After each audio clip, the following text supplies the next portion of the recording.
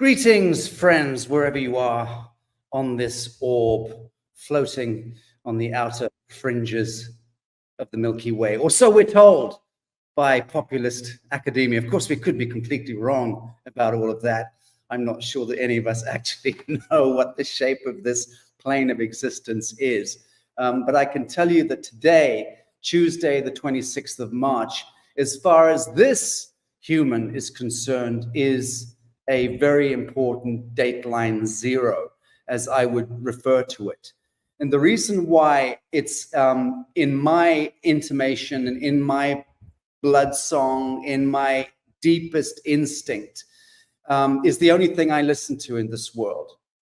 Being a middle-aged man who's been battered a little in life and in love, I arrived at that point where I learned to withdraw my attention from, put it this way, Confucius said it is signs and symbols that govern this world and not rules and laws. And he's absolutely right. We're set about in a world of iconoclastic false light worship, idolatry, if you will. That's always been the way in the realm of duality. We are in the realm of duality. This entire quadrant of the omniverse describes duality, the checkerboard of the kingdom of the devil, so to speak, the cauldron of creation. And each one of us navigated our soul, steered our soul plasma into this vector of so-called time-space.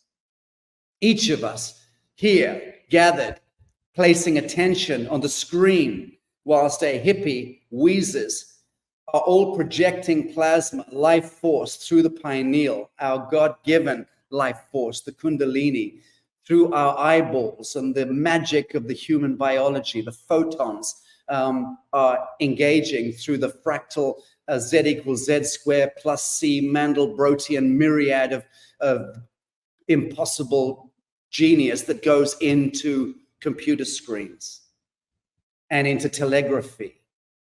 And somehow, through the umbilical of the devil, we connect our attention into this moment in time, this sweet spot, the now, the perennial now. The geometry of now is always perfect in all ways. It presents to each of us the perfect beneficence, the perfect opportunity to become all that we can be, all that we should be, all that we must be.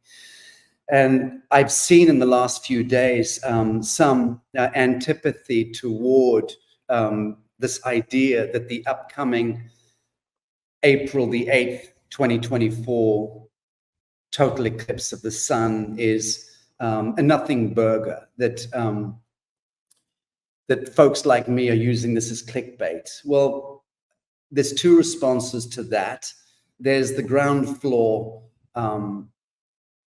gutter response, the street response, which is fuck you. And there is the more pacific response, which is don't judge or condemn anything. And don't piss on the parade of anyone, ever. And if you do, you are the one conducting wrong action, whoever you are. The point is this.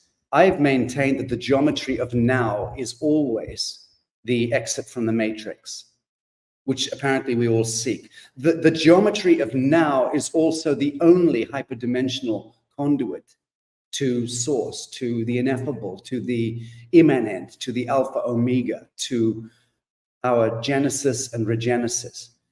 So let's choose these totems and these datelines, and let's place our attention where we want to be placing our attention. Let's start to do as the Aboriginal peoples have been beckoning and urging us toward for millennia, which is to begin to dream wisely.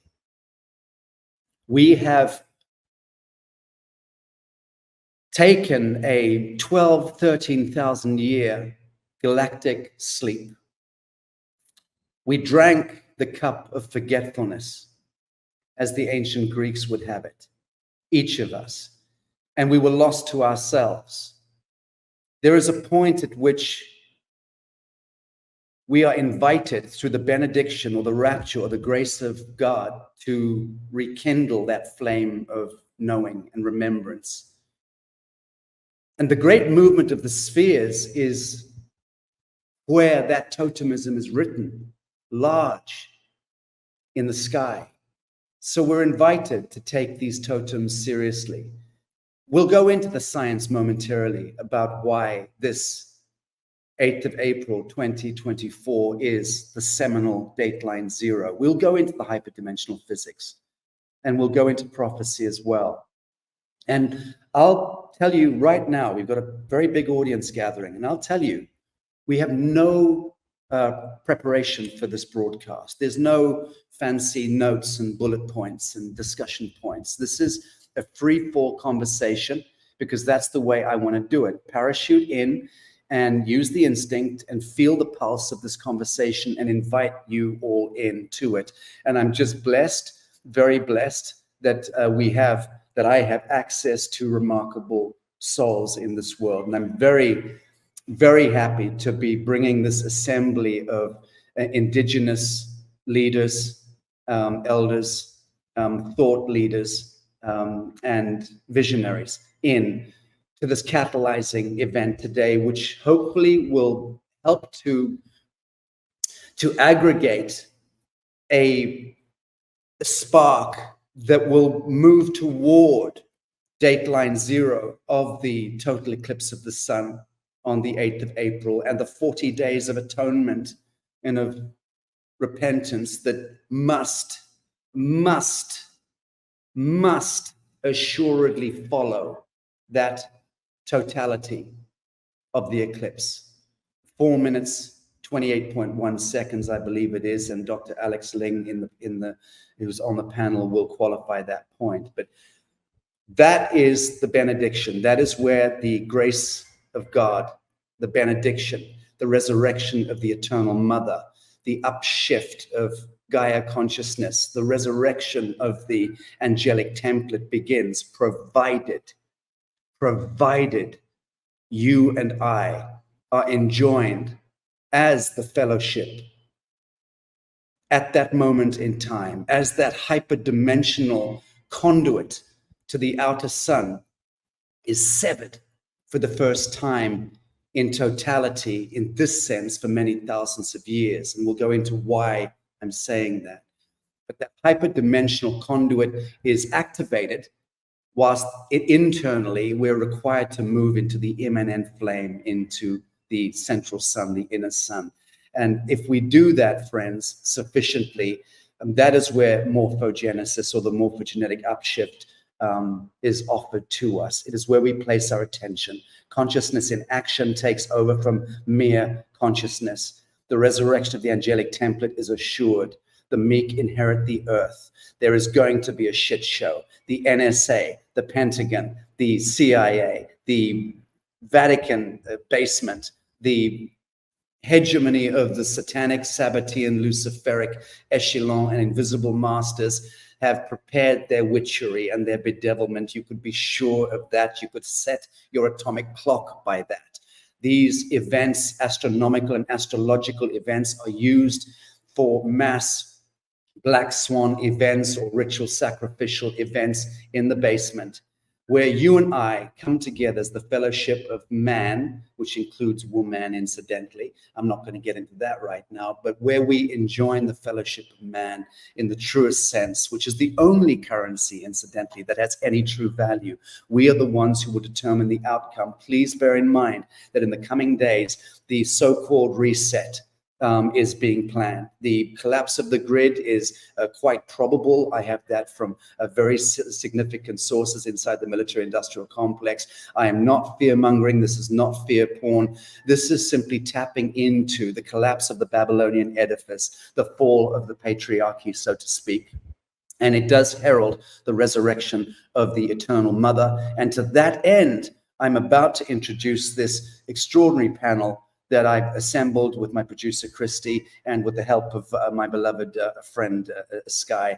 I'm going to bring in first, in honor of the eternal mother, my beloved Jane Evershed, a fellow of the New Earth University and one of the greatest minds and hearts that I know. Jane, 2 minutes, 3 minutes max on your reflections where we stand. I know you're going to be on an aeroplane during the total eclipse of the sun, and I will be holding you in my prayers.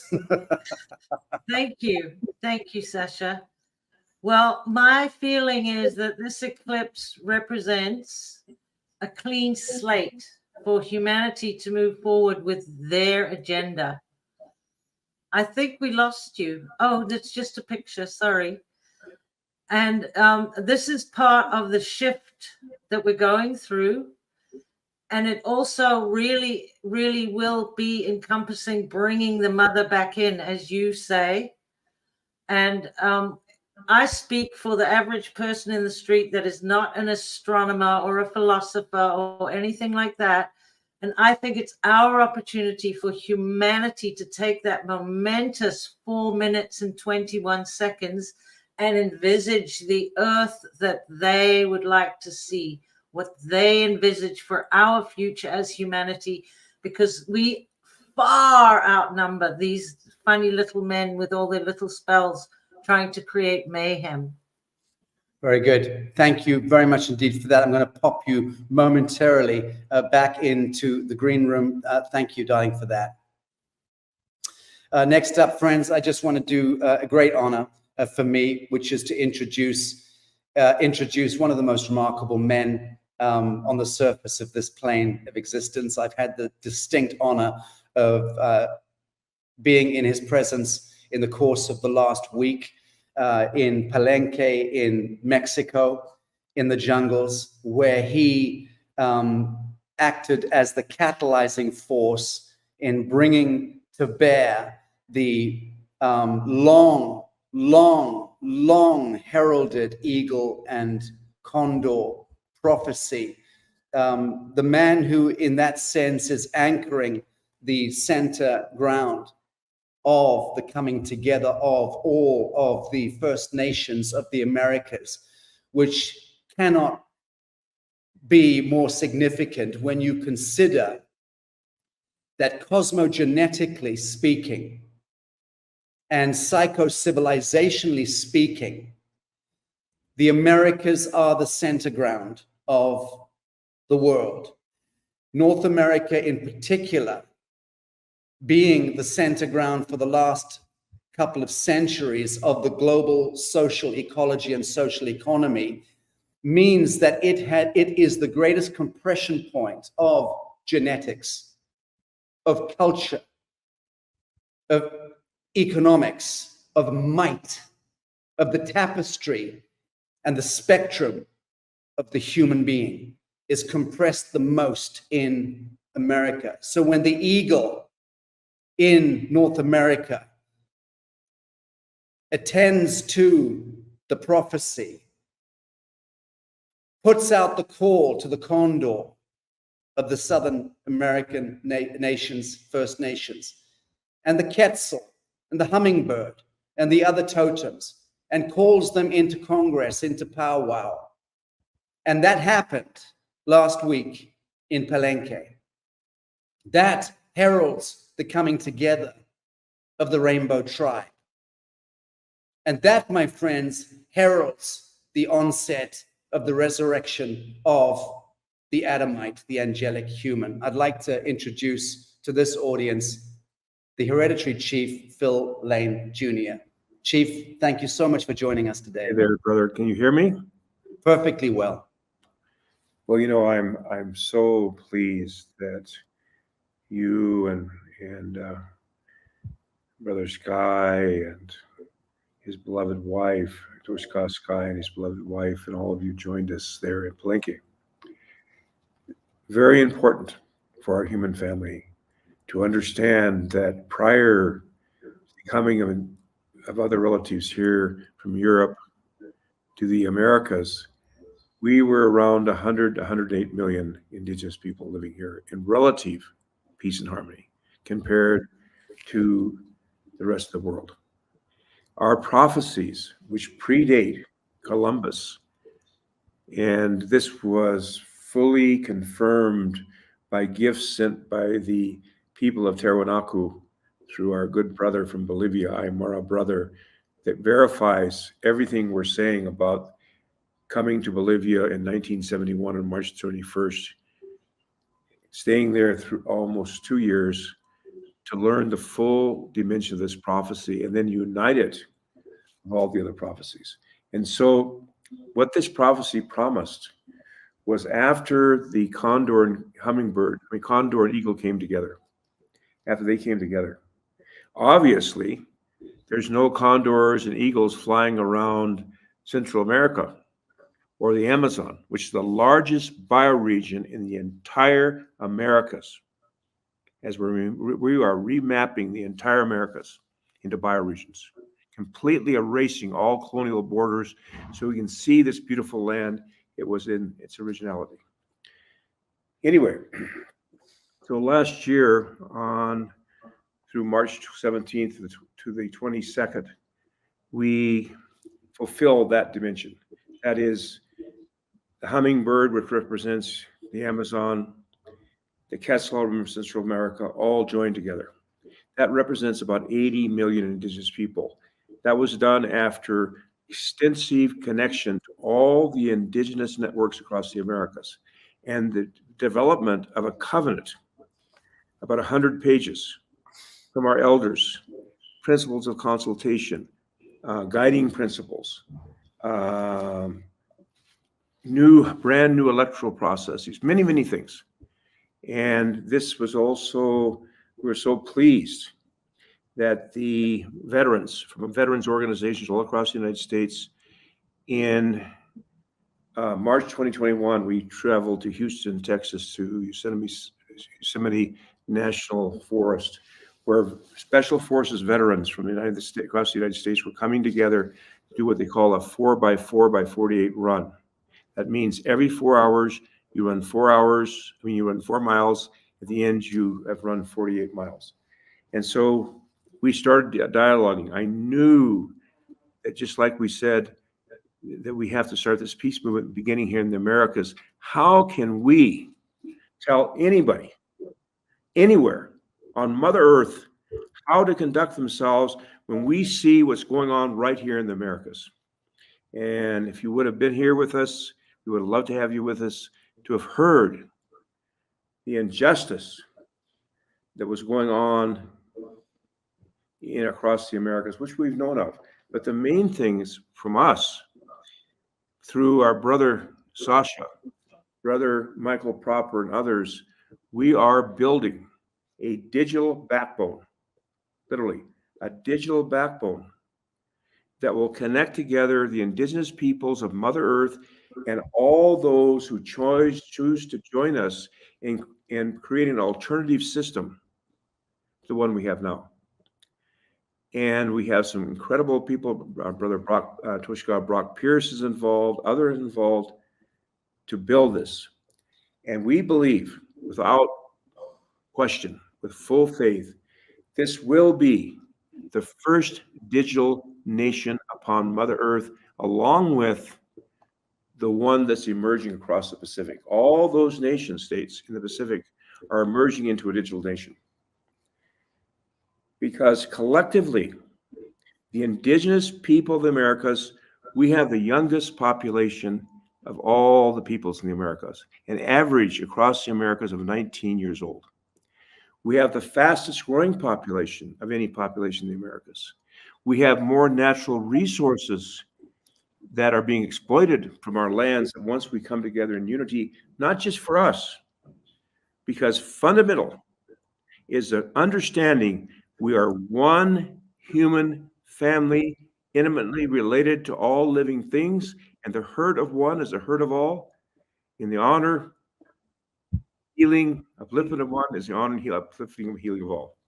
So thank you, my dear brother, for all you've done for us. We so enjoyed being with you. And if anybody is interested, please communicate with Brother Sacha, and we'll be happy to bring you up to date on this movement that there's no power on the face of this Mother Earth that's not going to stop what these prophecies have promised. No power. You can be as crooked as you want to, but the day has come. Aho. Chief Bill Lane, thank you so very much indeed. Chief, could I ask you please, after that introduction, and thank you for summarizing so beautifully, why this call to action, this clarion call is so important, why prophecy is now meeting us in the perfect geometry of the living moment in this world at this time, and the rainbow tribe, the resurrection of the true human, the reclamation of sovereignty, of dignity, of autonomy, of our majesty is all coming together, and everyone with a pulse feels that palpably. Would you kindly start us with a prayer before I bring in the panel? Yes. O Tinkashla Wakantaka, Creator of the universe, most beloved one, all powerful one, most kind one, most compassionate one, ever forgiving one. O Ancient of Days, O blessed beauty, we call upon your holy power at this time. And all our ancestors who are closer than our closest vein to join us here with my beloved brother, Sacha, and all those relatives of our human family who are gathered here together at this time of long promised transformation. May we realize that the old, outworn, materialistic, colonial, papal bull influenced, and so many other deals, systems, which have also brought us many understandings, are collapsing. May we truly generate the resources needed to come together as a human family with our hearts and minds to create an alternative, beginning here in the Americas, right here, to provide an example for our human family to look to. Oh, Takash, we call upon all the tribes and nations of the east from where comes the red sunrise to come together in unity and harmony. And all those tribes and nations of the south to come together in unity and harmony. And the west from where comes thunder, lightning, and rain for those tribes and nations to come together in unity. And the north from where comes the white snow, the purifying moisture to purify our hearts and minds. We pray for all those relatives. And Father Sky, we ask forgiveness for the overabundance of masculine spiritual qualities that have brought us to almost complete destruction. And in that, we humble ourselves completely and fully before our beloved Mother Earth and her representatives, womankind, and pray the abuse of women upon this Mother Earth might end. For the eagle, the condor, the quetzal, the hummingbird have two wings. One is man and one is woman, and both must have equal power and respect and be able to manifest their unique and special gifts. Now, in respect the Christian Judaic lineage, Islam, I'm going to say this prayer for unity. Oh my God, unite thy servants and reveal unto them thy great purpose. May they follow in thy commandments and abide in thy law. Help them, O God, in their endeavor and grant them strength to serve thee. O God, lead them not themselves, but guide their names, guide their steps with the light of knowledge, and share their hearts by thy love. Verily art the help of the Lord.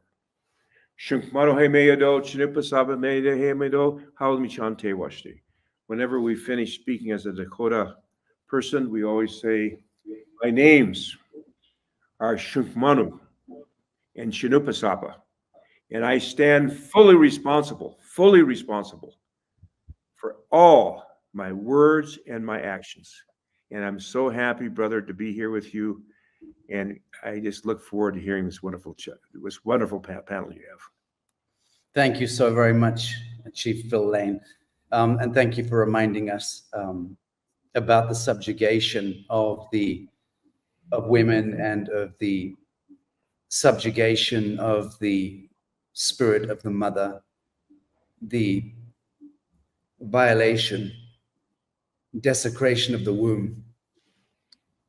And of course, that refers not just to women, but to the subconscious mind, Yes. which is the feminine element and aspect of the human.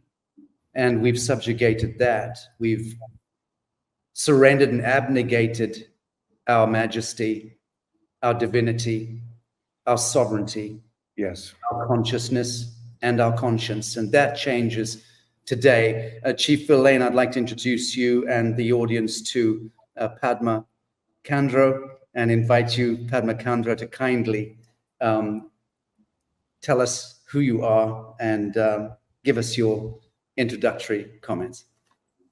Thanks very much, and thank you, Sacha, for this opportunity, and thank you, Chief Phil Lane, for your beautiful prayers and for everything that you do for the planet in the weaving of the vision of our ancestors up to the children, and really converging that harmonization energy that we need of the eagle, the condor, the quetzal, and the hummingbird. Palenque is a very dear place to me, and I'm so grateful to have seen some familiar faces on your photos. So just deep gratitude for all of that. So I don't want to say too much about me, but maybe I come as somebody who weaves different lineages, and I've spent a long time working with different tribes in Australia, in the Americas. I spend a lot of time in Mexico right now. I'm currently in Mallorca for a few days, and this year I'm residing in Glastonbury for a while. I'm Celtic background. I'm from Northern Ireland with Scottish lineage who lead through to the Knights Templar. But my real spine of the work now that really made sense for, I guess, what I'm here to do is having met my teacher, who is a Tibetan Lama, a Vajra master, Khenpo Rinpoche, who is holding Kalachakra Tantra from the Jonang lineage, which Kalachakra means wheel of time. And this is a synthesis that is being held in a broken lineage straight through to Shambhala, which many did not know was preserved actually in East Tibet. And the Jonang tradition are currently actually seeking to be recognized in the Tibetan government in exile, because when the Dalai Lama left Tibet, the Jonang tradition did not leave with him. So this lineage holds keys of time, of the microcosm of our inner circuitry up to the celestial bodies. So this harmonization that we all need to undergo, which you're both talking about so beautifully, this unification of our innate masculine and feminine, and how we can also learn to clear karma, which is really the manifestation of time to us as a subjective being, to become free from that. And we really are, this terminology of samsara, this looping existence, which some people would say this manifestation of being on a slave planet. So many of us here and listening tonight know we came to see in something different. And I just want to concur with what several of you said so far. I do want to make sure that I'm not sounding Hollywood-centric or Christocentric because I feel sometimes what we do is we pin on certain figurative, singular dates, like people in 2012 that thought that the cash machines were going to explode on the 22nd of December. And I was in Palenque conducting ceremony there then. We have these markers in time. And the exciting thing is that I really concur with all of you that we do have some very significant astrological openings. I work with non-dual astrology, and I've recently been applying Kalachakra astrology, which just brings some deeper nuances. So from triangulation of Vedic astrology, Mayan astrology, dream spell astrology, which a lot of Mayans don't like, and then also looking at Kalachakra astrology, I really agree that we have got some keys. I think that what is important is how we act upon it and how we work with becoming more non-dual. And I'm happy to share a few little insights later about certain planets that may be our anchor points for cultivating in the coming time, because the job is not complete. It's how we use these portals. And but I was so excited when you invited me on, because I wasn't I wasn't so fully aware of the grand discussion of this great American eclipse. And I'm looking from different systems, and I can definitely tell you that there's something very sparkly and life-changing that is on our doorstep. And I might call it to open up our Shambhala warrior essence. But I agree with you. Gracias. Beautifully stated. We're opening up the Shambhala warrior essence. I love that, because of course that is entirely so. The meek do inherit the earth, as I've been espousing for many long years. We all know that is thus. The meek inherit the earth, but the meek are those who are most bold of heart. Yes. Those who can and will enter the lion's den in the spirit of the true faith. Those who will walk in the shadow of the valley of death, fearing no evil. And that is what describes the true meek. Let me bring on Huna Flash, a man of tremendous renown, a representative of the Maori esoteric and spiritual traditions. I'll allow him to speak to his own lineage, and I will place a totem piece of geometry on the screen as he introduces himself at his request. Greetings, sweet dear ones, sweet dearly beloveds. Wah is the language of the duck. Is it saying quack, quack, or is it saying wah, wah? Wah in the Lemurian language means love. Wah means much love. I'm honored to be here. So grateful to be with such esteemed elders. And in our tradition, the Maori tradition, we give recognition to the Pai Pai Tapu, which is the sacred seat of our elder, Chief Phil Lane, who I'm honored to meet once again, who I actually met in the 80s in Lethbridge, Canada, Alberta. Yes. And my family members from the South Sea, the Tutuna Nation. Back then, Gordon Crowchild was alive, but now his son, Lee Crowchild, is now the chief of the Tutuna, who is my brother, who is partnered with my cousin, and they had a lot of children. So now we have Crow and Blackfeet and Tutuna Maori children. so talk about coming together. Excuse me. My education over the last 40 years has been broad and expansive and so incredible. I've had, to me, the most incredible education in the whole universe, I feel. I've spent time with Phil's people and the native communities across Honumotu, Turtle Island. I am born in New Zealand. I am Maori. And if you understand the meaning of Maori, you may know it as Mahdi in the Arabic. You may know it as Mari. You may know it as Maui. You may know it as Maohi. You may know it as Maoli, which simply means the children of innocence.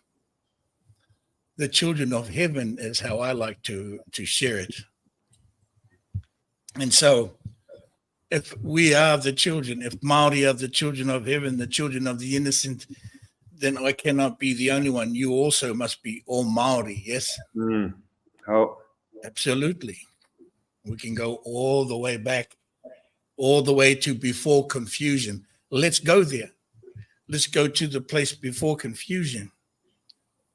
And one known location for that was 600 million years ago in first Lemuria, when New Zealand and Hawaii was a mountain. Let's go there. And we are still there in our journey going home. We are still in this place. We can return to before confusion.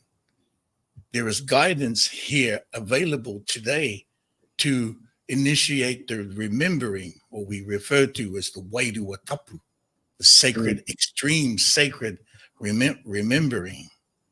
And in this understanding, we were all star nations of all omniverses and all nations of people as one in the living styles of the existence of the wataka, which means the with nature, the systems of nature, versus a calendar. No such thing really as a calendar if you are willing to go there. And remembering, you will remember. Wataka means to operate within the boundaries of nature, and nature is all about life. Yes, all about life. The creation of life versus the destruction of life, which is in another matrix we have been enslaved by and have forgotten our connection to the Wataka. Well, this is available again. And so I see this and I share what I can here and speak to this moment of the eclipse from a variety of perspectives and a variety of actions that myself and my organization of the House of Huna have been, let's say, in action for these past number of years, certainly the recently getting in the modern times. I was born in New Zealand of the Māori people. My tribe is Ngati Ranginui, which means of the great heavens, and Ngati Kahununu, which also means the fish that got away. And so there's some humor, and there's some humor in our connections through these indigenous connections. And so from this lineage in my family line, in the navigator's lineage is where I stem from. Okay, and I was born in Tauranga, which is known as the Bay of Plenty in the North Island of New Zealand. I grew up on a mountain there, similar to the one in First Lemuria, which holds the same name, Mo'au, the mountain of the world. I come from the mountain of the world. And for more information is going to be shared. But it's very interesting as we come together this way to bridge the languaging and the technologies of ancient. Everything is ancient new. None of this is brand new, except for the return to the moment before confusion. Some of that can feel brand new as you remember again, yes? As you remember again, some of it can feel brand new. But it's what we have always been, if we can only remember. I myself, my organization, the work that we do is to activate the Lemurian stargates. We have the full map system of the 48 stargates on what is known as the Motu grid. We're sharing a geometry there that Brother Sacha was able to show you. That geometry that we're sharing is the latest geometry that will be this geometry here. As you see, enters Honu Motu. Honu Motu means Turtle Island in the Lemurian language. Also Hawaiian, also Polynesian, also Maori, because that's what we are. We are in that side of the lineage. And it shows you entering the eclipse with this geometry. This geometry is based upon the 12 around 128 days per month, Ma'ita, and the 13th month of Ma'ita, the geometries to build, the birth signs to build this geometry. We'll share more about these things. Is this the pattern in the light, the energy in the light? And so as I just am being wishy-washy here with a bunch of stuff, I'm just going to conclude this little introduction here by just saying this. Have we lost Huna? Are you still there, Chief Phil? Yes, absolutely. Fine. I would just. Oh, he's come back. Here. You drop Huna. Round off your introductory comments. I want to bring the rest of the panel in. Thank you. Yep. So I would just like to end with, in the name of the vibration, in the name of the frequency, and in the name of the energy, we remember you. In the name of the land and the water and the sky, we remember you. In the name of all mothers, all fathers, and all children, we remember you. Tihe, Mauri o Ra, grateful for the breath of life. Beautiful. Thank you. Thank you very much indeed. I would like to bring in a very beloved brother, Hacco Guama Perico. We call him Hector. He was very much involved with the coming together, the Eagle and Condor Congress, and is a wisdom keeper in the Mexican tradition. Please introduce, forgive me. There we go. You just dropped out the green room momentarily. Hacco, nice to see you, brother. Thank you for joining us. Nice to see you, everybody. Nice to see you, brothers. Chief Lane, nice to see you again. Nice to see you again. Blessings to your souls and your spirits. Blessings to your paths and your ways. I feel honorable to be together with people who are in the same path. People we're fighting for the same situations of spirituality. I bless everybody from our tribes of Mexico. We are in Mexico City right now with indigenous communities of the Otomis, healing people through these type of technologies that we have behind me. And with the help of brother Sacha, we're trying to keep the world in the same path and the same way of healing, knowledge, ancestral, mount to mount, culture to sharing, not just in America, Mexico, Colombia, Venezuela, Panama, all over around the world. Brother, watch your hand is not on the microphone. You've gone muted slightly. Carry on. Can you hear me now? Now we can hear you. Thank you very much. So we bless all you guys, all you brothers and sisters from Mexico. We are together here to keep healing, to keep being in the path of the sacred prophecy of the eagle and the condor. And of course, we're trying to be together with brother Sacha to teach the knowledge, to keep the culture, and to keep the situation of the indigenous communities in Mexico, and where we've been a little bit of suffering and forgetting in Mexico. Thanks to Chief Lane Jr. to unify all the indigenous communities in Mexico with the prophecy of the condor, the eagle, the quetzal, the hummingbird, in where all the indigenous communities, we got the same rights to be listening and to be in the entrepreneur situations in where we can help different situations, started from the climatology situations and the traditional medicines in our lands. We represent more than 3,000 years of knowledge with the tribes in the desert. Now we are in the forest in Mexico, and we're trying to interchange this culture to other brothers. And now that we know that we have the same path, we got to keep the same mouth. We got to keep the same word that our elders give us to us. We are the extensions of the Great Spirit, and we have to take that opportunity as our own duty. I'm Hector Benton. I'm Hacco Guama Perico. I'm a guardian of ancestral uses. I'm your brother. I'm your father. I'm your son. Thank you, brother. That's very beautiful. I'm going to introduce Dr. Alex Ling in a moment, and he's the remarkable physicist who also brings extraordinary knowledge and information into this broadcast today, which many people will be hearing for the first time.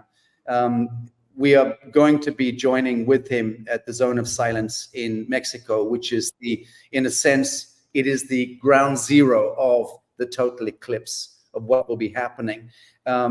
Brother Hector, you might be joining us. I know you're consulting the guardians and you're consulting the elders to see if you are able to participate with some of your ancient technology to help to activate the appropriate connections on that day. I very much hope that we'll be seeing you in the Zone of Silence, but we'll speak to you later in the day to see if we can coordinate that. DP, will be a pleasure if we can coordinate with this one. Chief Lane has one of the skulls right now with him. If you want to show it, is there. And I'm here in the pyramid in our school. And again, thank you very much for the opportunity to be connected. Technology helps us to have our hearts connected, because we walk with a heart on the hand. And walking with a heart on the hand is walking barefoot. Very good. Bravo. Thank you so very much, Hector. Stand by. Okie doke. I want to bring in briefly, I want to quickly bring in Michael Kraus, Director of Social Media for Unify, one of the most conscious networks on the planet. I had the great pleasure of meeting with him yesterday and spending a bit of time with him and embracing him through the digital screen. but it was a delight to meet you. Michael, thank you so very much for joining us today. I'd love to have your reflections and comments on what you've heard and the importance of us as a humanity to designate datelines like the total eclipse coming up as a moment for where we can truly place our attention into a singularity. Thank you, Sacha, and thank you to all of you. I'm deeply, deeply honored being here. And one of the pieces that you said is the geometry of the present moment. If we take that geometry of the present moment and we connect it with our point of singularity within our human ancestral evolution, and also take into consideration that the universe is infinite wide. And so if it's infinite in each direction, each and one of us are the center point of the universe. And in addition to that, each and one of us is standing above the center of the earth.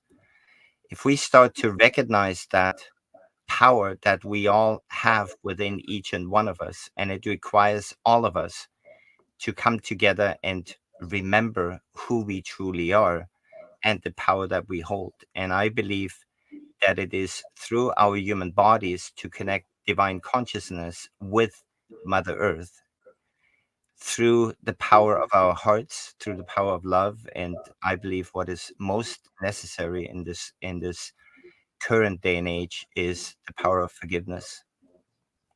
And my role within Unify is I'm the director of social media, so I get a little bit of the pulse of time when it comes to the digital world. And what I truly experience is that we've been divided and conquered. And not just that, but within that division is also a tremendous pain point. There's the trauma that is within each and one of our living souls. And that trauma, I believe, has to do with the divine feminine, the abuse, the violence, the pain, the trauma that we've inflicted, but also the balance between our divine masculine and the divine feminine within each and our bodies. And so what I believe right now is really important is to remember the knowledge, to remember that those who came before us all saw heaven on earth, a new age, a golden age, nirvana, whatever names they put towards it, we know it's going to come. And I believe that this right now, this lifetime, this moment is an opportunity for us to create the transformation and the liberation of humanity. And it requires all of us. It requires us to unify, and it requires us to act and to use our consciousness in action. And it's one thing is to talk about it. The other thing is, how do I apply it in my daily life through acts of kindness and compassion and in unity and collaboration and cooperation. And that's where it really comes down to. And I also believe that those specific periods in time that we're going through with the solar eclipse are moments in time where we need to recognize the light that is shining within us is also shining within all other brothers and sisters on this planet, because we were born innocent, and that innocence will never be taken away from us. So I'm deeply honored to be here. Thank you. Bravo, Michael. Thank you so very much, brother. Can't wait to meet you in person. And thank you very much for joining us with those comments. Next up, friends, I am going to introduce two remarkable people who I met very recently, Eduardo and Yvonne, and they are an extraordinary couple. I can tell you that in simple terms, they represent a shamanic pulse. They are an oracle of the Mexican tradition. They travel where the guardians permit them to travel, and only when the guardians permit them to travel. They came down to Bacala Laguna, where they left their haven for the first time in 3 years. They were granted the permissions by the spirits to come and to inspect what it is that we're doing with this New Earth project, the sanctuary that we are beginning to build out here. And they spent a number of days consulting with the guardians of the earth, the guardians of the sky, the guardians of the jungle, and the guardians of the waters. And it was an extraordinary experience to witness them at work. I just hope that we can hear them sufficiently here. Can you hear me okay, Eduardo? I know Yvonne doesn't speak the English. Oh, I can see it's Ricardo speaking there. Not Yeah. I assumed that Eduardo was there, but I can see it's you, Ricardo. How are you doing, brother? Very good, Sacha. Thank you so much. And yeah, we're very happy to be here. And I'm here with Yvonne and Eduardo. Well, he's coming in a few minutes to join us. But well, I'm very happy and I'm delighted, Ricardo, that you are there, because it means you can translate beautifully. So please extend our greetings to Sister Yvonne. I'm very, very happy to have this remarkable oracle, this woman who lives mostly in the spirit world, consulting with the elemental spirits. She has such a tremendous reservoir of wisdom. Please extend our welcome to her. Te mandan muchos saludos y que pues, el oráculo que implicas es una maravilla. Estamos muy agradecidos por esta invitación, muchas gracias, emocionados también, emocionados por lo que va a ocurrir dentro de pocos días. Estaba escuchando lo que estaban comentando hace un momento y sí, es una conexión muy importante, tanto de cuerpo y alma, para poder estar al 100%.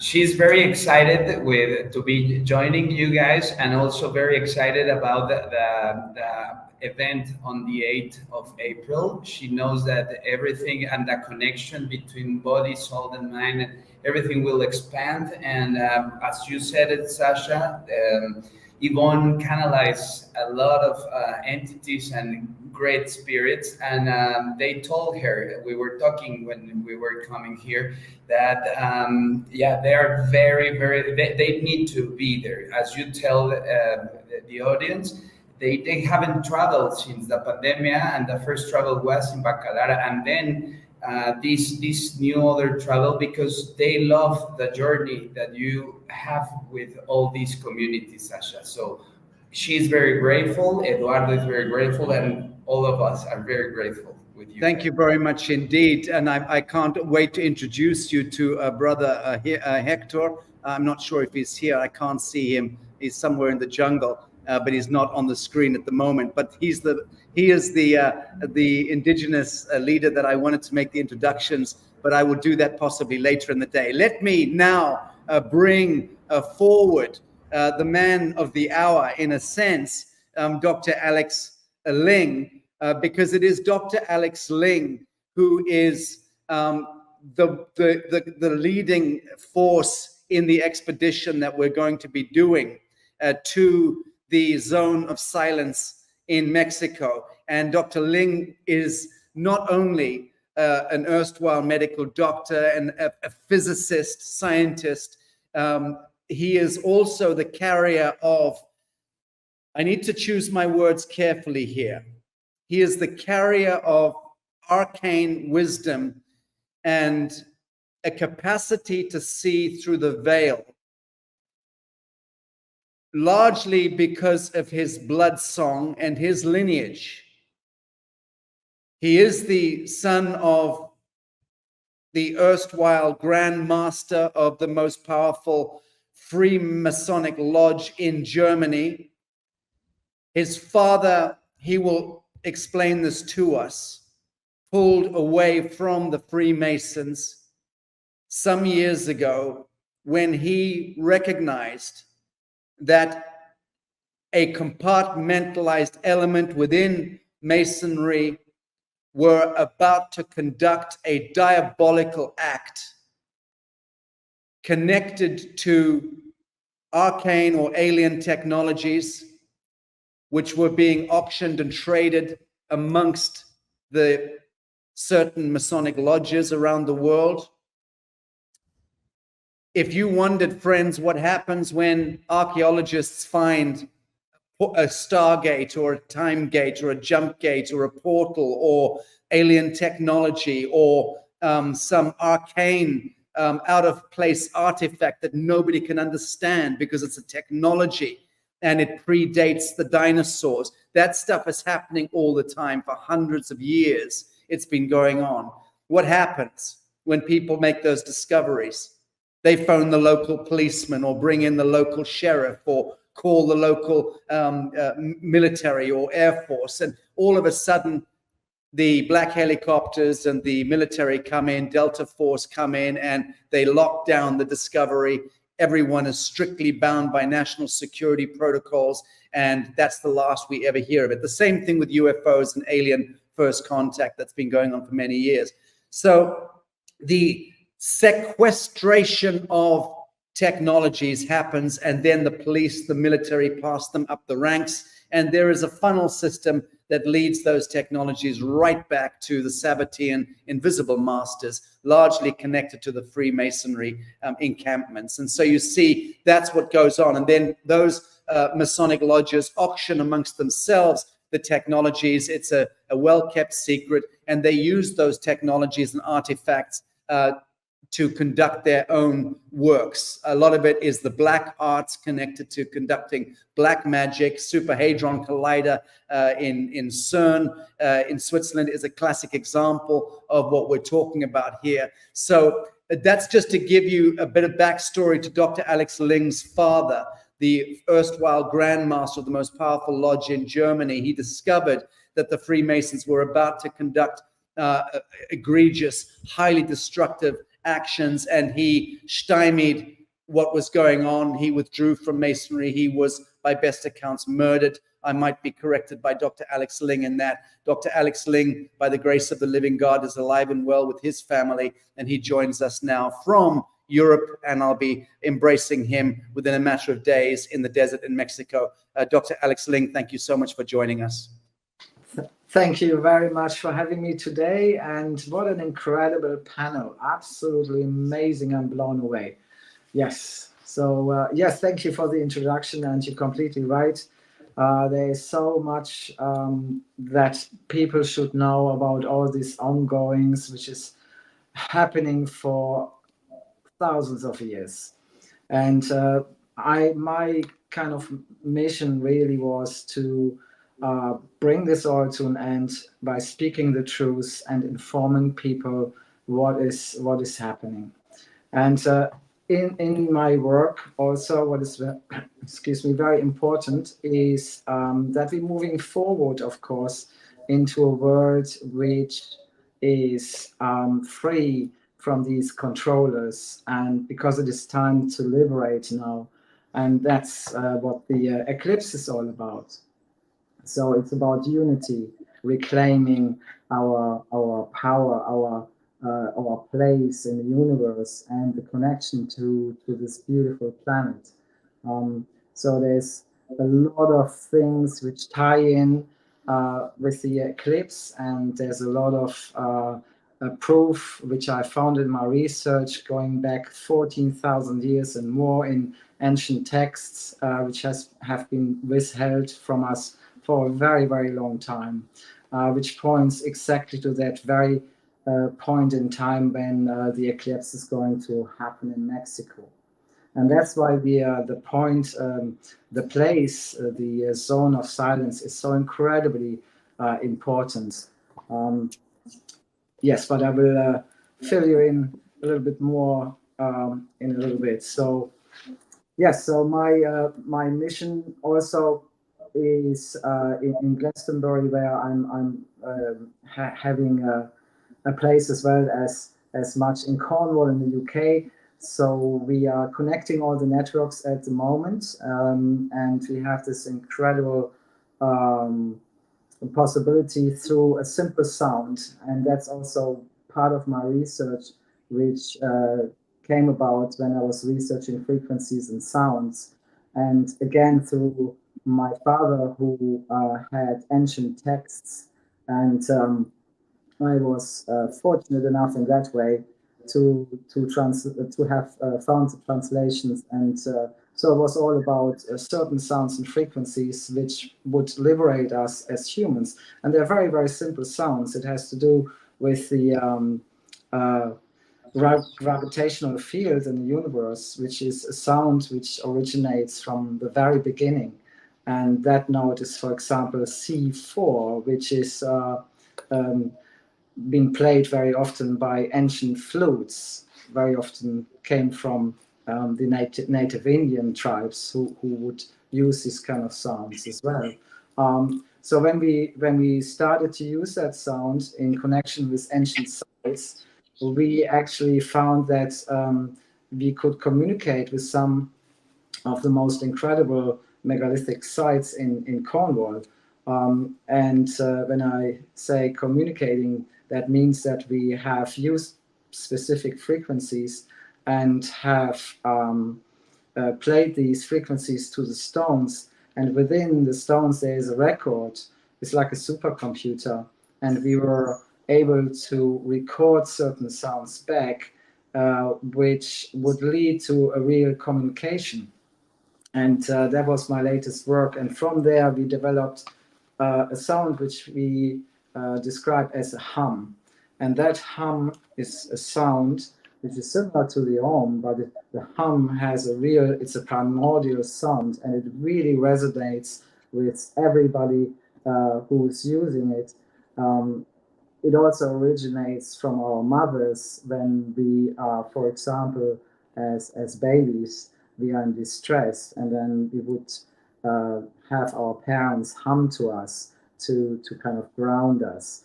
It resonates with our root chakra, for example, and it earths us. It connects us back to the earth. So there's a lot of information which I have researched in that respect. And the eclipse is already being a lot of the ancient text, 14,000 BC. That's the earliest text I could find, basically pointing out this specific eclipse which is going to occur in April, which is incredible. So there's a real. Dr. Alex, let me jump in there just to paraphrase. Some of your audio is a bit difficult, a bit compressed. Yeah. Sometimes we were hearing you perfectly, at other times we were not. Let me just try to bring it in. You have been studying this total eclipse coming up on the 8th of April 2024. You have also established that, as we know, that the highest point, in a sense, of that totality of the eclipse is going, or the culmination is going to be when the total eclipse is occurring directly above the navel, the hyperdimensional navel of the Earth, as it relates to this date, which is going to be a place called the Zone of Silence in Mexico, a few hours flight outside of Mexico City. It would help if we had the image. There we go. That's an image of Zona de Silencio, or the Zone of Silence. That's what it looks like from satellite. It looks to me very much like an umbilical, like a navel. It is a couple of thousand feet high, I understand. And this is the epicenter or ground zero of the phenomenon that is taking place on the 8th of April, 2024. Yeah, absolutely. There are a lot of ancient texts which point out to that, and which go way back to Megiddo and all these kind of areas, Sumerian texts, Babylonian texts. So this specific navel, and you described that quite correctly, is the focus point, is the center, is a portal. And the zone as itself is quite extraordinary from its composition in terms of energies, because there's a huge electromagnetic field around this area. So any compass keeps just spinning. Also, the plants and the animals are quite affected by this. There's a biosphere laboratory in that specific area as well. So where they're studying these kind of unusual plant growths as well. So, but yes, 1,440 meters high, quite a hike. And this specific place has the longest duration of the eclipse shadow, which is 4 minutes, 28.1 seconds. Not a coincidence at all. So there's a lot. Yeah, sorry. Speak a little bit about this. One of the things I wanted to elaborate on here, and I'd like Chief Phil Lane to hear this as well, specifically, because I think it's very interesting. The fact of the matter is that in 2017, the last time that there was a total eclipse in North America, the trajectory of that total eclipse passed in a particular line over North America, passing through Canada and North America, and it crossed directly over half a dozen towns named Salem. Yeah. The founding fathers, the Masonic elites knew exactly what they were doing when they were predictively programming hundreds of years ago that in 2017, the trajectory of the total eclipse of the sun would pass directly over the 7 towns known as Salem. Yep. Here we go, 2024, which is the next total eclipse passing over North America. It traverses Canada, North America, and Mexico. And that line crosses at a tangent to the Salem line and crosses over 7 towns known as Nineveh. Nineveh, in biblical prophecy, is connected to Jonah and the whale, the 3 days in the belly of the whale and being belched out, and then fleeing to Nineveh to beseech the denizens of Nineveh that they had 40 days of atonement and repentance or apocalypse. The 40 days of atonement and repentance is what the Nineveh line represents. Why did the sun pass over 7 towns known as Salem in the last eclipse in 2017? Why now the Nineveh line? Those 2 lines intersect and create the Alpha Omega, the signature of God on the face of North America. North America, again, is the ground zero of the rainbow tribe, of the cauldron of creation in this entire plane of existence. It all comes down to North America, the belly, the rainbow tribe, the crisscross, the Alpha Omega. It's written large. Here you have it. Yes. Yeah. This is an extraordinary coming of age. Chief Phil, what are your reflections on that? Yes, yes. You know, I'm not at all surprised that the primary focus place of this great astronomic event is in Mexico. Mexico has a great destiny that's just beginning to be realized. And it was in Mexico, right exactly 52 years, as it is in the Mayan calendar and many of our other calendars, 52 years from the fulfillment of the prophecy of the Condor and Eagle till its fulfillment in uniting all the indigenous people of the Americas across the Condor. Condor, hummingbird, quetzal, eagle in Palenque. And then the other part that had to happen was the fulfillment of the prophecy of the 8th fire, which William Commanda passed on to me, Eddie Bell Rose, Eddie Benton, they're all gone on the other side camp, which essentially said they were talking about the 7th fire where we come together. And the 8th fire is when we made a determination together as a human family that we were going to heal, that we were going to create this new global civilization. And that happened in Hidalgo, Mexico, on October 28th and 29th. So Mexico, with 25 million indigenous people, plus most of the population have indigenous roots. Plus, if you think about really the understanding that all of us are indigenous people of Mother Earth, all of us, and especially those in the call here that are really tuning in. So this every time there is a cosmic event like this, it is like a bookmark, or it is a symbolic representation of some things that are going to happen, major changes.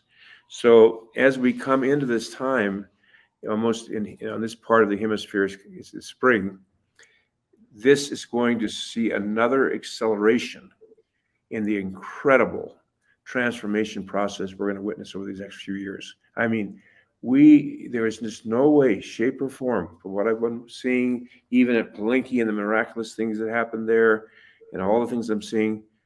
Boy, put your seatbelts on. Put your seatbelts on, and just know how important it is for us to be able to be prepared. And the last thing I want to share here with your brother, Sacha, I think it's very important, and that is we're making a big shift in our indigenous communities. We're realizing the last 500 years were not punishment. We're realizing the last 500 years was preparation, was preparing us for what we have to do at this point in history. And without all the other gifts the human family is contributing, cellular technology, all these things that we're communicating with today. In fact, my clothes. if I was to go strictly on this thing about cultural appropriation, I'd have to get rid of everything. All my clothes, everything would be, my headdress would still be there. All those beads probably are now coming from someplace in Eastern Europe. So what I'm saying is that it's time, Mitaki Epi, to truly embrace ourselves as each of us conceived as sovereignty, ancient and perishable and everlasting. We are the ones we've been waiting for. We are at the cutting edge of the arrow. Now, that's hard sometimes to accept, but every single person on this call and those who can't be with us today and so many others are at the very heart and point of the sacred arrow of love and transformation and compassion and kindness and respect and justice that is transforming humanity. And we're right there. Thank right you. leadership, all of us. Beautiful. Beautiful. Thank you. Sacha, Chief. may I share something? Yes, I was just about to bring you in. My psionic intelligence is highly active today, and I know exactly that your hand was in the air. There we go, Huna Flash. The geometry that we shared with you represents the teardrop of a dragon. Nineveh in the Lemurian language translates to love from the tears of a dragon, oceans of water from the tears of a dragon. Talk about transformation, yes? It's quite a dragon ride that everyone has been on, but certainly this moment that we're coming into with the eclipse. So my translation from the Lemurian language is love, which is va, which is wa. Ni means the tear, a compassionate tear, which is the tear of a dragon. Two knees means many tears. So love from the tears of a dragon. And I just would like to share that for the moment. Thank you. That's very, very touching. I've just written that down, and that shall be part of my preponderance. Thank you, brother. I absolutely love that. Love from the tears. Love that. And I love what Chief Phil just exhorted, which is that the last 500 years has not been punishment, but preparation and preparedness. I think that's incredibly profound. And to those humans, angelic humans, meek of heart, sufficiently meek of heart, to hear great resounding truths like this should touch you as deeply as it touches me. So the last 500 years were not punishment, not but preparation and preparedness for this great shift of ages, this great coming. There is no victim. There was no victim ever of anything ever. Each one of us steered our souls in these incarnations in a perfectly anointed and perfectly appointed time, so to speak. And that is the greatest wisdom issues from that knowing. Love from the tears of the dragon, which in a sense to me invites us to turn inward and to face that dragon, to face the shade, the shadow, the unresolved, the checkerboard of the kingdom of the devil, which plays out in each of our lives, in the geometry of the atoms and the cells in our bodies, those of us who are ill, sick, with cancers, with metastasizing cells, with diabetes, with endemic migraines, with glaucoma, with asthma, whatever the condition is, it's all systemic and it's all connected again to that. And as each of us do that inner work and turn our focus toward the immanent, we participate in a self-fulfilling prophecy of redemption, absolution, healing. And that's what this great shift of ages, Dr. Ling will continue now at my invitation to explain a little bit more about the hyperdimensional physics of what's taking place on the 8th of April. Let's use that dateline 0 to not, and this is the thing, I speak here to the audience, and it's a very considerable audience. On that day, please, by the grace of the living God, do not make the mistake, or the folly of placing your attention outwardly to this eclipse event, this other Babylonian nonsensical party notion that we should all get very excited and or fearful. It is neither a matter for excitement, nor is it a matter for fear. Looking outwardly into the dielectric universe and placing importance and attention on the totems, the symbols, the signs out there is not the highest truth. When we are putting on those glasses and looking up at the corona and having parties and, God forbid, with alcohol and microdosing, whatever we're microdosing, this is not where we ought to be placing attention on this fateful moment. The 4 minutes, 28.1 seconds of the totality of that eclipse where we will be and elsewhere in the Americas, I urge friends, fellows of the human family, use that sacred moment when the sun is cut off, totemistically, hyperdimensionally, and in physicality.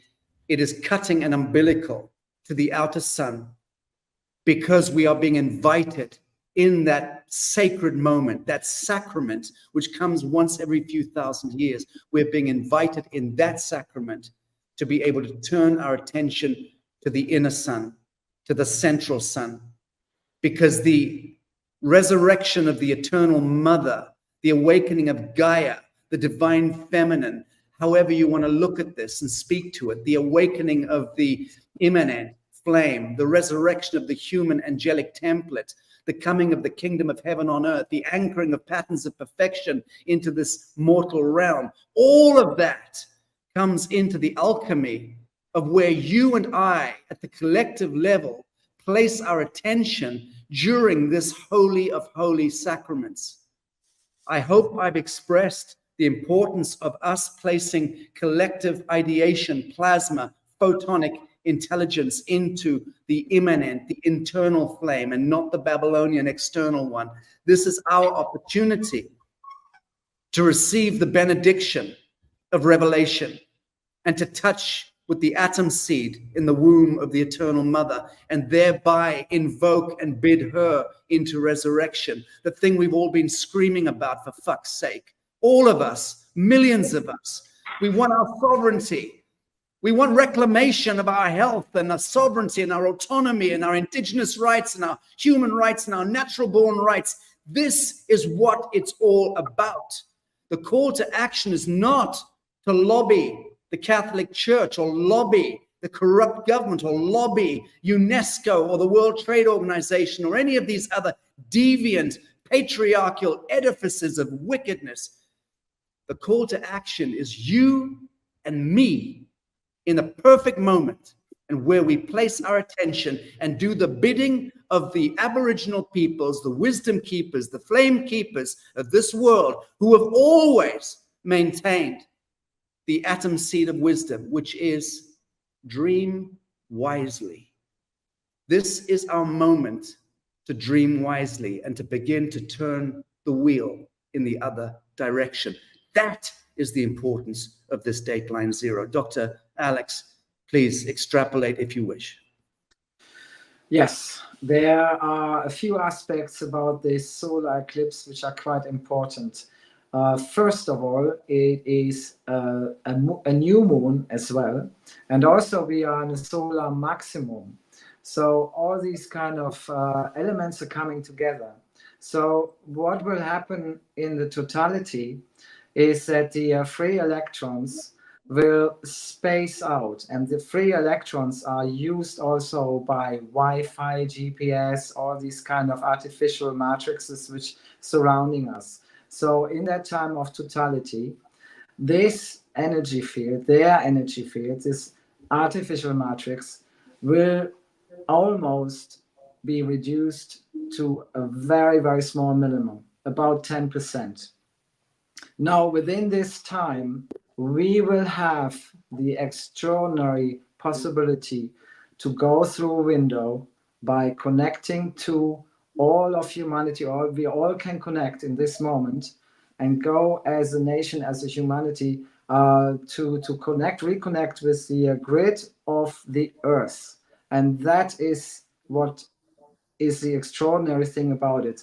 So the earth grid, the energy which surrounds this planet, which is Gaia, which is Mother Earth, that is a field we need to connect to. And in that moment, when the totality is going to occur, 4 minutes, 28 seconds, 0.1, this is the window of opportunity to connect to it. And this is when the whole humanity can connect to each other again on this incredible conscious level. So, and that's the difference. These kind of events don't always happen. This is a special event. It doesn't happen very often. The last one was just about 7,000 years ago.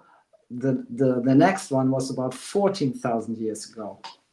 So incredibly important that everybody takes this quite seriously, because on the opposition, of course, they are very much aware that this is going to happen, and they always have been quite aware of these kind of solar events. So, for example, there's something in place for thousands of years, which is called the substitute king, and I'll just kind of try to appeal to people so that they know what the reality of things is about when it comes to our controllers. So the substitute king is a text which has been written quite a number of years ago, about 800 BC, for example. They're older texts which go back 14,000 years, and it had to do with the kings, the controllers, which would be fearful that on such event of the solar eclipse, we as humans can connect them to Mother Earth and to each other. They were very much aware of this. So they would put a substitute king in place and queen, so basically a replacement, and then they would hide, and very often they would hide for 100 days before or after the event, sometimes shorter, sometimes longer. And the reason for that is that they were very worried that they would be overruled by the people.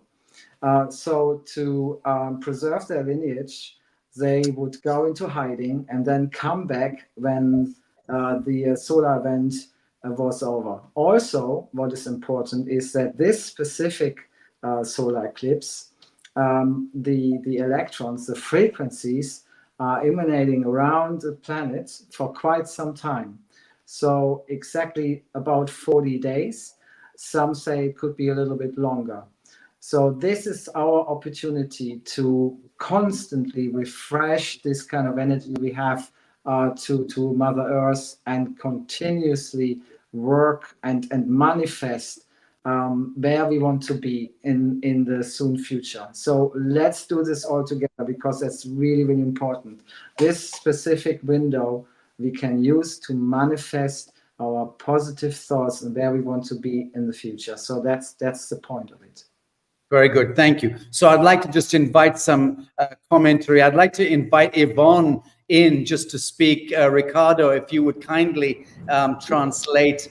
I would like just to hear from Yvonne what in the traditional Mexican native tradition, what is the importance of a total eclipse of the sun? ¿Cuál es la importancia de un eclipse total para México como tal, las civilizaciones de aquí que representan? Representa un cambio muy importante. It's a very, very important change. Está haciéndonos una señal muy marcada. It's a signal very well put. Marca pues lo que ha sido en vidas pasadas para poder nosotros poder estar anclados en un futuro, pero en un futuro muy bueno, muy prometedor, muy alegre, muy distinto a lo que hemos estado viviendo en todo este tiempo. So for them, for here in Mexico, we saw everything like it's something that it will transform in this occasion, but mostly the eclipse, it's something for renew and change and to absorb all the positive things that we have in this world. Lo que estaba comentando el doctor Alex es muy importante, es un momento de conexión tanto interna para poder estar conectados con todo lo que viene siendo esta parte del universo. The thing that Dr. Alex was saying is very important, and Yvonne, it's totally on coincidence with him, because it's something that it's in deep inside us, that the most important thing is the connection that we're going to create between this point to the future. Have I lost A you? lo mejor no sé, o sea, o la importancia. Hola, hola. Yeah. You hear? Estamos escuchando. Can you hear us? Yes, carry on. Hello, ¿Se hello. cortó? Yeah. Okay. A lo mejor en México no se le ha dado como que la comunicación o toda la, pues digamos que la publicidad para este momento. Yvonne, it's worried because in Mexico they are not putting the importance on this event. So in Mexico, people are like, that it's nothing happening. It's something like common, but it's not. And she's kind of worried about that we are not like aligned on this amazing situation that we're going to live. So social media is blocking that things.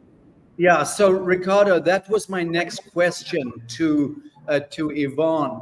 When she is consulting the guardians of the inner earth, and when she is consulting the guardians of the sky, and when she's consulting the guardians of the jungle and of the waters of Central America, of Mexico, can she elaborate on why this total eclipse is coming up as being of profound importance? We know already that it's connected to Hopi prophecy, to the 10th prophecy, which is underway right now. We know it's connected to the eagle and condor flying together, and the resurrection of the rainbow, coming together of the rainbow tribe, the biblical prophecy of the Salem lines and the Nineveh lines conjuncting. So we know that all ancient prophecies, and as my beloved brother Huna Flash mentioned, there are many, many different prophetic lineages that all speak to this event horizon that is happening this year into next year. What is the feedback that Yvonne is receiving from the elemental world, from the spirit world of the elements? Ivonne, ¿qué es lo que tú estás recibiendo en este momento de los elementos del agua, de la tierra, de la selva, de Gaia, en relación a todos estos eventos? Que digo, ya sabemos que es una profecía, pero tú en lo personal, ¿qué te están diciendo los espíritus? Lo que ellos están comentando es que es un momento importante para hacer una conexión desde tu corazón, desde ti, o sea, desde tu ser, para poder hacer una conexión a final de cuentas con todo el planeta. Gaia está presente. So, okay. No, no está bien. So she's saying that it's very important to in this. The Spirit says that we need to open our heart through love. That it's the feeling that we need to embrace in this occasion. And Gaia está presente. Gaia is with us in this, with everyone in this right now. And y dice que esta es una gran oportunidad. Gaia said that this is a great opportunity para este cambio que tanto hemos estado esperando, tanto ellos, elementales, todo el planeta, como los seres que lo están integrando, como nosotros, los seres humanos. So, yeah, this is something that Gaia wants us to embrace as a humanity through love, through open our hearts, and the spirits are very aware that this is a very important event that will transform the way that we lived. Beautiful. Gaia. Thank you very much. This is very, very helpful. I just saw that one of our great Native American grandmothers, Ejna Fleury, has joined us in the green room, and I'll bring her in momentarily to say a few words. But Dr. Alex, before I also invite Jane back in and Padma Khandro, I'd like to ask you, Dr. Alex, just again speak to the zone of silence just outside Mexico City. We're a couple of hours flight, extraordinary mountain, which is designated as the point on the surface of the earth, which is going to receive the greatest totality of the eclipse, 4 minutes, 28.1 seconds, meaning to say, those of us who are there atop that mountain, NSA, Vatican, and CIA activities notwithstanding, and I'm not remotely concerned about that.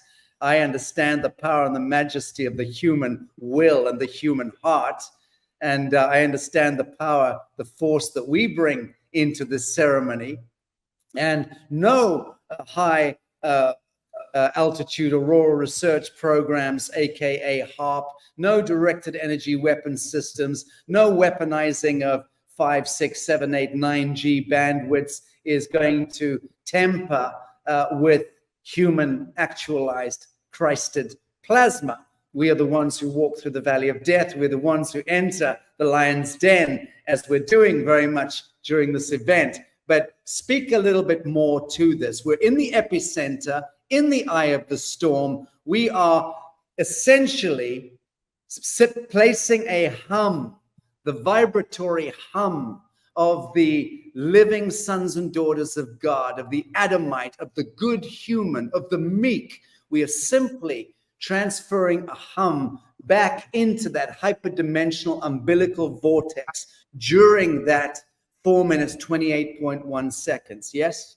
Yes, that is absolutely correct.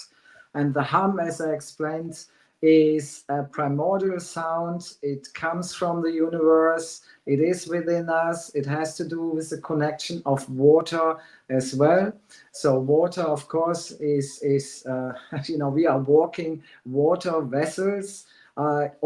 This whole year has been about water, structured water, living water, consciousness of water. So, and there's a reason for that, because we are reconnecting with the source, with the cosmic ocean. So it has to do with all of that. And the sound, the hum, is very much the key to that. With that sound, we can reactivate our memory, our DNA, everything to do with the water inside us, with water around us. This is to do with the blueprint of creation. And that's what they try to avoid, is that we have that link, that knowledge, and that kind of access to our abilities to be the humans and the amazing beings we're supposed to be. They have been suffocating us for thousands of years, enslaving us. And this is about liberation. And this is why this is so important. So yes, it's going to be a monumental event. So, Dr. Ling, I have to ask you this question. I know the answer to it, but I have to ask it to you.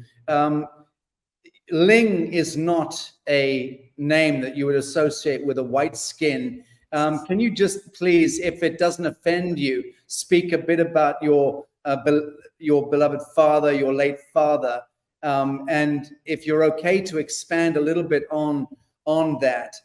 You are taking forward arcane mysterium cult understanding and logic and science and craft. You're helping decode things for humanity's emancipation now. But you come from a lineage of high-ranking Freemasonry and the name Ling and your German roots. This is very, very complex and confounding to some. Please speak to it. Yes, so my father actually, he was German, but his heritage was also Chinese. So that is a bit confusing for most people, but there are links to Chiang Kai-shek, and he was fighting against Mao Zedong. So mostly known for these kind of political activities. But yes, it's a dragon line, deeply, deeply rooted in China, a very powerful family, associated with the Bank of China as well. And so it got basically all, the lineage got kind of weakened when they got into trouble because they were fighting Mao Zedong. So then they had to flee to Hong Kong, and from there they would go to other countries, including America, Germany, and hence the connection to Germany and to my family and to my father. So also my mother, she actually came from Orpha. Now that's a different story altogether. So she has a heritage of the Sumerian people, if you like. So there is deep-rooted bloodlines which go back thousands of years ago. And yes, my father was a Freemason. Not only, he was also the Grand Master of Ordo Templi Orientis, Fraternitas Saturni. So he was very, very active. In the end, I didn't know much about him when I was younger, so it all came out later when I did my own research. But he has done at least the honorable thing and did withheld quite a few of the most important artifacts which shouldn't have been handed over, and he didn't.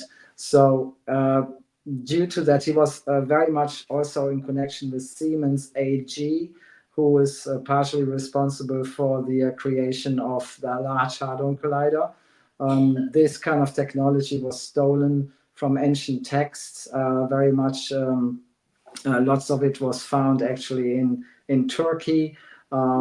It's just, as you already described, it had to do with a whole network which was connected to the Freemasons, who didn't wanted humanity to know what our origin is, what kind of powers we have, our senses we used to use. So it has all to do with this kind of, it all comes back to enslavement and keeping us in the dark, basically. But on the other side, they have used this kind of technology against us, and to create, of course, this enormous artificial matrix which they have created to keep us in check. And so many people believe that it's for our benefit, and falling into the trap, of course, to be dependent on this kind of technology which we have, and we are to a certain degree. But there are other ways, and we can free ourselves at least from the harmful radiation and frequencies which are really not beneficial to our physical health, and surely not our mental health. Very good. My sister Jane Evershed here is going to be on an aeroplane during the total eclipse that we're going to be witnessing together on that mountaintop. Please tell me she's going to be okay. You are a physicist after all. Do you know, that's something which many people ask me actually, and they said, am I going to be okay traveling because, you know, of the solar activity as well, and it could shut down, you know, some of the GPS systems and stuff.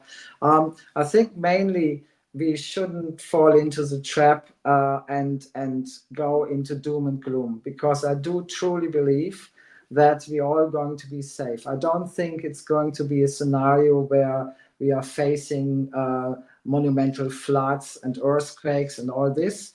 At least not to such extent around that date. So yes, the earth will shake up maybe a little bit here and there, but I don't think it's going to be harmful for us. I'm also a big believer in the universe putting us in the right places at the right time. Indeed. Always. That's exactly correct. So I'm not remotely concerned either. And I also agree with you. I don't believe that we're going to see cataclysms erupting, but I do think, I can go so far as to say I absolutely know with entire certainty that on that day we are going to be actively involved in the most important kind of ceremony. And I'm not a man given to ceremony or ritualism in any way, shape, or form. But this kind of action to me is not ritualistic or ceremonial, but it is duty of care. I see it as duty of care to be fully mindful, fully present at moments like this, and make great use of the benediction that is offered to us in moments like this, to be able to be the architects of the reset ourselves, so that we are not the victims of an orchestrated reset by invisible masters, aka Klaus Schwab and the other deviant black magicians and black hats and pointy-hatted wizards that have pretty much taken dominion over humanity for the last few thousand years. Certainly today we're seeing the full revelation and the disclosure, the exposure of these deviants, the fall of the patriarch, the gibbering sock puppet commander-in-chief. Biden is a classic example. The gibbering Nazi Schwab is a classic example. The doddery old, highly questionable Jesuit Pope in Rome. All of these are classic archetypes of the failing and the falling and the collapse of the old patrimonial paradigm, the patriarchy. We're now going to see a resurrection of the eternal mother. We will see a return of the feather, the stick, the power rod to the grandmothers. And I'm going to bring on Grandmother Ejna Fleury in a moment, but I first want to get Grandma Jane's summary reflections on the conversation today. Well, I noticed that we haven't put the eclipse within the last few phases, incredible astronomical things that have been going on lately since last November of 23. Remember, we emerged, we started our ascension out of the Kali Yuga, and that was huge. And then not even 6 weeks later, we moved out of the false light Fibonacci spiral of false creation into the crystal spiral creation with the 12 instead of the 10. And so this, to me, this eclipse is our little cherry. It's our little cherry on the top. And we have to remember that us as the angelic humans are absolutely connected to the stars. We haven't gone through thousands and thousands of lifetimes for nothing. This is it. And our so-called adversaries or teachers or whoever you might want to call them, however horrid they are, have brought us to this point, but they are not divinely connected to the wisdom of the cosmos as we are by divine right and by our angelic ancestry. So it's all lined up, and it does, as everyone, any person on here that ever mentioned the mother and our masculine, feminine divinity coming together as part of unity consciousness is right on, and that mother nurturing energy is coming in to replace destruction with creation. That's the biggest thing it's going to give us, I feel. Absolutely beautifully stated, and thank you for that. Michael, I'm going to pass on to Huna Flash, and then I'm going on to Eduardo, who I see has entered the green room, our wonderful mystic and shaman friend in Mexico. But Michael, I'd like your summary reflections on today's conversation.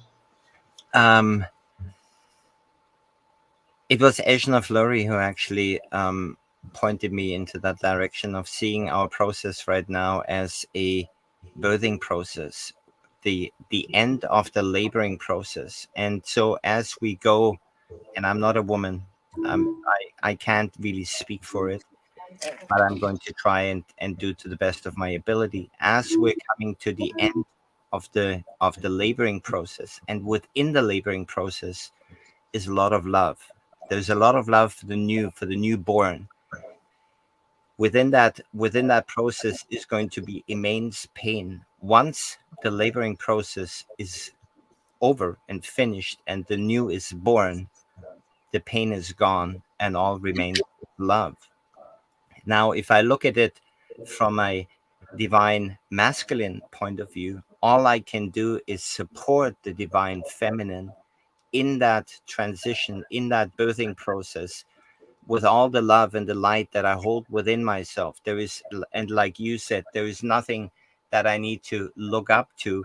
It is about going inwards. It is about connecting. It is about recognizing the importance of that moment, of those 4 minutes and 28 seconds or 28.1 seconds, and being really, really, really conscious around that, and not focusing our energy into it, but giving it our energy. And I believe that there is a difference whether we operate from our mind or whether we operate from our heart. So also curious to learn more about what the specific frequency is. And when I look at 4 minutes 28.1 seconds, I can't overlook the 528 hertz frequency, the frequency of love within that. If I take the one from the end and put it to the front, and can you speak a little bit more about what that specific frequency might be? Dr. Alex. Yes, so 528 is also part of this frequency for sure.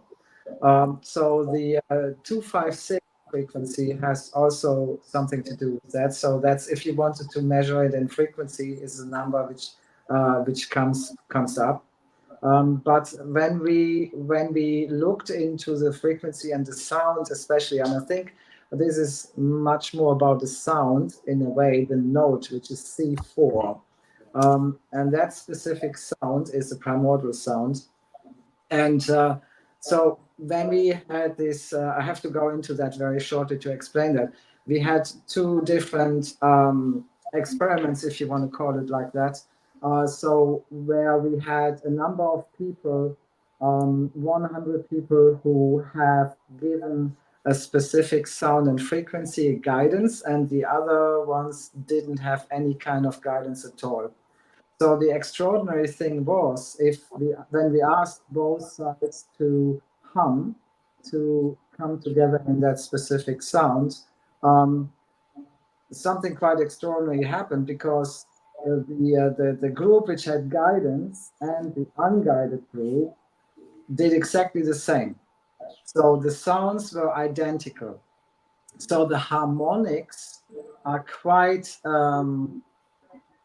they're so what's the word, spread all over the place, so that it's not very you can't really specifically say what kind of frequency or it is in the end. So it's like the C4 note on the lower end, and then the harmonics go way up and way down. So, but in the end, it comes back to one center sound, and that was the incredible thing. So it is around 256, but it goes up to 528. So somewhere in between that spectrum. So that was the findings we had just from the scientific side.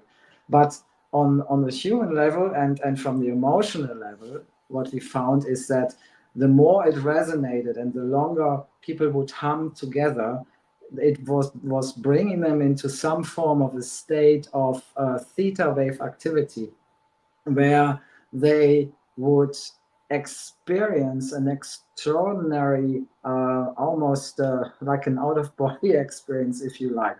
So they were in a completely like a trance state. And they all afterwards felt this enormous feeling of love for each other. And that was something which was in all cases, whenever we had the hum and we did it with like 50 people, 100 people, that was the outcome. It shifted the energy immediately out into some incredible state within the whole room. The whole space changed. We have done experiments with water, where the water was resonating in a completely different way. It was throwing all sorts of beautiful patterns from the somatic kind of point of view. It's just extraordinary. I think this is a tool which is so simple, because everybody can do this. Nobody needs to really have some teaching about it. Everybody can hum. And that's why it resonates with so many people who are saying, that's it, that is so simple. And it really connects us on this really deep emotional level. So yes, 5 to 8 has definitely to do with it. Alex, thank you. Sacha's coming right back in. He had a failure, but he wanted Huna to give some of his final words. Let me bring Huna in. Huna, do you want to go ahead and give? I'll do the best I can. Go ahead. Yes. Where are we? Go ahead, Huna. Oh, if I can, just in point form, if that's okay. 1986, I was initiated to Tohunga at the mystery school of the special bird, Manuariki. My Huna was the great Maori prophet, Arakahanara Piripiti Paniariki or Manuariki. That was his title. During that year of 1986, August 14th, I was so fortunate to also be included in the table at that event was the table of the 13. 13 tribes were represented there at a table, including the Hopi elders, the Lama, the Dalai Lama and his people, and the Hebrew, the Arabic, and many made up the table of the 13. That same weekend was also the most special understanding, the most special celebration was known as the raising, or the, let me say, Tingido o Te Ao. This event was known as Tingido o Te Ao, which means the raising of the needle. This meant that it was a recognition that the mother, once spoken of as the missing link, was to be reintroduced back into society in the modern time. 1986, that we had the raising of the mother, a 22-foot statue made from incredible indigenous wood that was raised at this gathering. Tingido o Te Ao, which means the needle that threads the many colors. Excuse me, that threads the many colors. Tingido o Te Ao, the needle referred to as the mother. 1986, August 14th weekend, this took place. This was the beginning of the harmonic convergence. This was the ramping up to include and return the missing link. 1987, August 17th weekend was the harmonic convergence. Well, I feel that you all know this moment, yeah? That at that moment, for the harmonic convergence to arrive, the mother was reintroduced and recognized by the table of the 13, and instructions were given at that table to send back to the tribes, to the many, and to the Hopi, and to all many. So that's one point that took place in my lifetime. The next major point I wanted to share is the repopulation program. That's right. Repopulation is a program we've been working with. The repopulation, and this is the the answer to the depopulation program running. And they know that there's a repopulation program. Those who are in the depopulation program know that there is a repopulation program. And to share a little bit more about this, in the Stargate work that I do is connected to the new birthing system. And the grid for that new birthing system in Lemurian language is called the Motu grid. This is the work that the House of Huna have been doing for the number of years. We have activated 23 Stargates aligned to the Lemurian frequency for the birthing system on the Motu grid.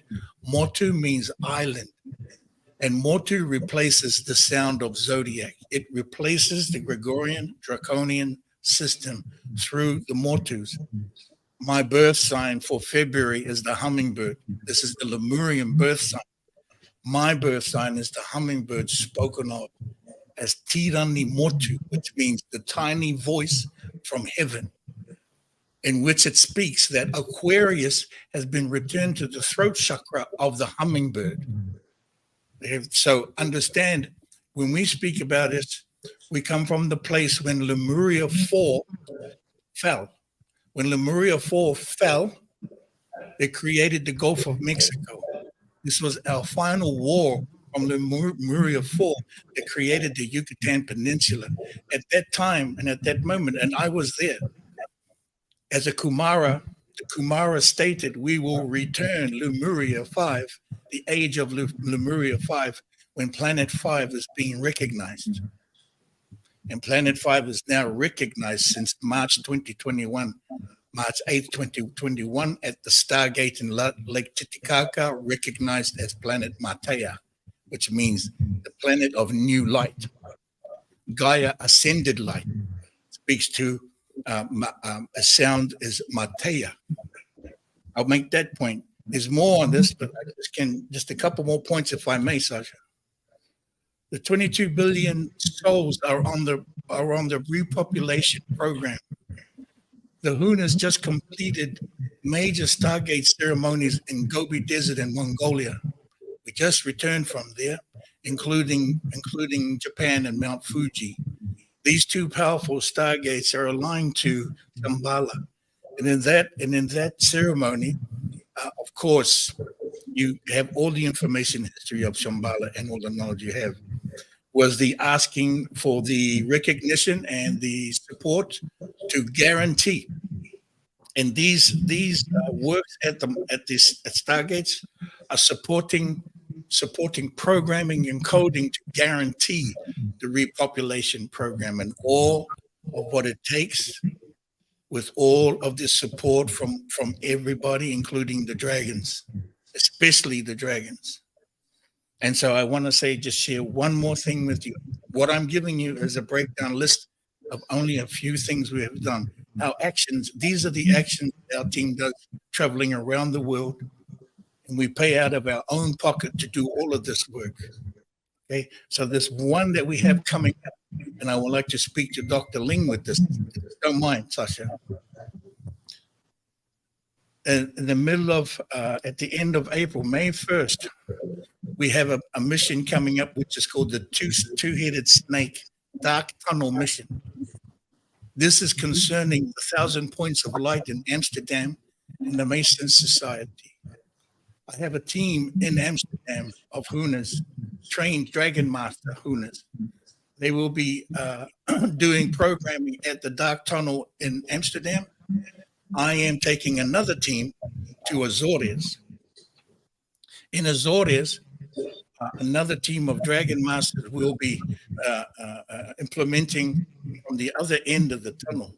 Okay, so this is happening simultaneously. I have two teams. So the team in Azores will be working to clear the energies from the underworld pyramids. It's totally about the underworld pyramids and the connection to the Freemason societies through the second dimension tunnels. We refer to the dark tunnels as the second dimension. Now, there is one other piece that's going to take place just before that, and I'll finish on this. The first part that I have to do, and myself and also another Huna, we have to go to France, to Saint-Nazaire in St. Nazir, Stargate number 7. And this will get a kick out of. Stargate number 7 is halfway between, directly on the line between Azores and Amsterdam. That same line, Stargate number 7 reaches down into that tunnel. We'll be dropping the snake medicine that I was gifted on the Cozumel, the goddess island. I was gifted at the pyramid, the snake medicine from Ishel, from the goddess Ishtar, Ishel, one and the same. Now, to finish off with, the France, we input the medicine there, or the programming. Think of it as programming, because it is. This is Lemurian technology, okay?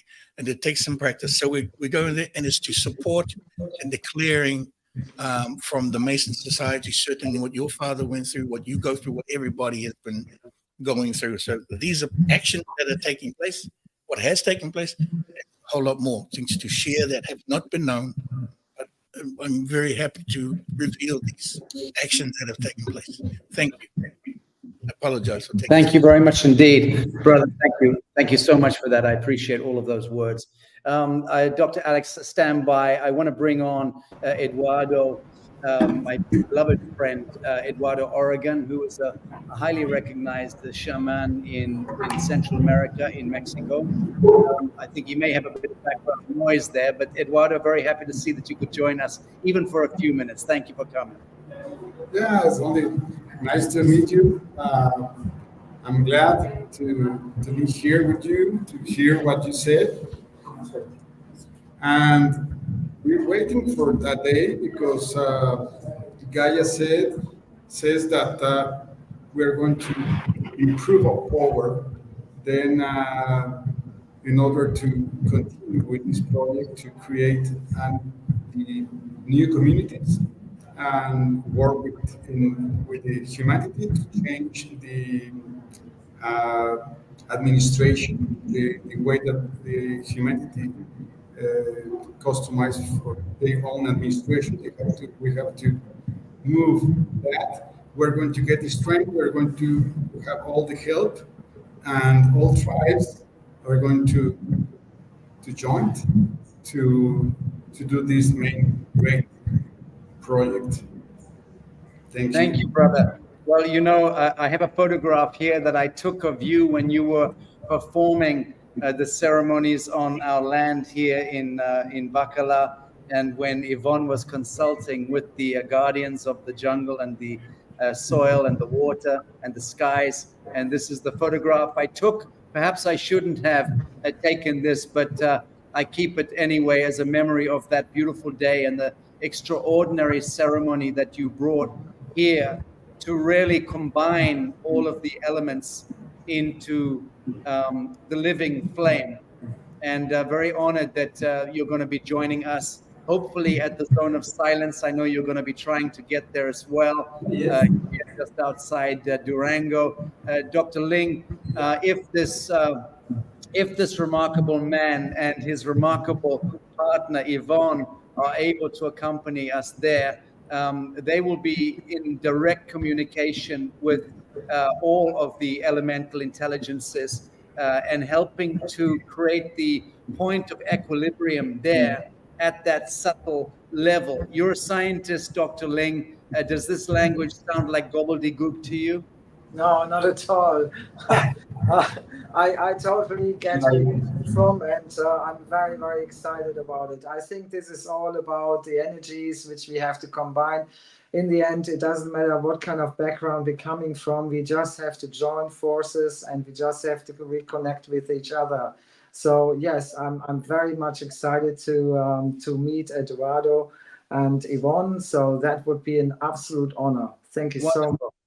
Well, let me bring on, we're just 5 minutes over our broadcast time, but I want to bring on a grandmother, Huna Flash, who I had the great privilege and honor of embracing and speaking with at length at the Palenque Eagle and Condor Congress. And this beloved woman did magic, which we witnessed over the course of those few days. She doesn't speak a great deal. And she's far too humble to be thrown into the public spotlight. But when she does what she does, it has an extraordinary palpable effect. She is a classic archetypal representative of the eternal mother and the spirit of the grandmother. Grandmother Ejna, very, very happy that you could join us today for a few minutes. Thank you. Thank you, Sacha, for doing this broadcast and for even going over time. And didn't know I was going to speak today, but it's very clear right now we need to focus back to our hearts, because we are creations of great beauty, human beings. And even though we've had this incredible time, not just 500 years, but many thousands of years of struggle and pain, that the greatness of our being, because we are actually being blossomed and crafted into being star makers ourselves. So how can we do that if we have not come through everything that we have? But to focus back on the heart itself, the heart of love, because our heart has 4 chambers, and the first chamber, the first 2 chambers, what does the blood do? The waters do. All of the elements in our bodies being fed, it goes out and it brings the magic of the spark of life. And then it comes over the heart, brings that back over, and it brings that spark of life into the other side of the heart and those 4 chambers. And that goes out to our magnificent, beautiful body. So we're having the marriage in the heart of the cosmos and the earth energies. And as we focus on love, however large or small we think we're feeling love, it's mostly that we don't think, that we just feel, even if it's in humility or in questioning or whatever level we experience love, we're going to be healing one another, and we're going to be in resonance with that wonderful, wonderful alignment from the center of our galaxy, through our sun, through the earth, through the moon, and into our hearts, right to the center of the earth, in this great resonance of love. And love creates the whole cosmos. The whole cosmos is blossoming with love. So we are going to be in resonance with the forces of creation itself. So beautiful. So beautiful. Well, bravo to that. You could not have said it more perfectly, you beloved woman. I wish I could dive through that screen and give you a kiss. Look, likewise. Friends, this has been a very beautiful day and a very beautiful conversation. And I want to introduce 2 of my most beloved friends in this world who are with me at the moment, and that is the Sky and Anahita. And I was blessed to accompany them to the Palenque Congress with the Chief Phil Lane. And of course, that was where I met with grandmother Ejna and with brother Hector, who was on the show earlier today. I want to thank all of my guests here. Huna Flash, can't wait to spend more time with you, brother. I'm very, very honored to have met you today. And I look forward to being on your show this weekend, I believe it is. And Grandmother Jane, you are now going to be known as Grandmother Jane, my dear, whether you like it or not. Thank you for coming on. Grandma Ejna Fleury, thank you so very much for closing this beautiful session today with such beautiful words. Dr. Alex Ling, greatly, greatly looking forward to being with you in just over 10 days or something like that. I'm greatly looking forward to embracing you and learning more from you and about you. And Yvonne and Eduardo, thank you so very much for joining us today and bringing your beautiful spirit magic into the proceedings. And I think, friends, that's about it. The other guests, Michael is still there. I'll say thank you very much to Michael, beloved brother. Thank you for joining us as well. And that's it, friends. we're going to sign off at that. I can tell you that we're going to be in the zone of silence on that hill, Daniel in the Lion's Den, on the day with Dr. Alex Ling, hopefully Eduardo and Yvonne, Brother Hector, and others will be joining us. And I very much doubt we're going to be doing any broadcasting on that day, because we're going to be placing our attention into the womb of the Eternal Mother in that holy date line. The sacrament there does not require or need noisy influences like me broadcasting. So we're going to be there holding the space, and we'll do some filming where it makes sense and let you know what we experience. I do suspect we're going to see some extraordinary stuff, and we'll be sure to round in after Dateline 0 a day or two later and let you know what occurred. Please do recall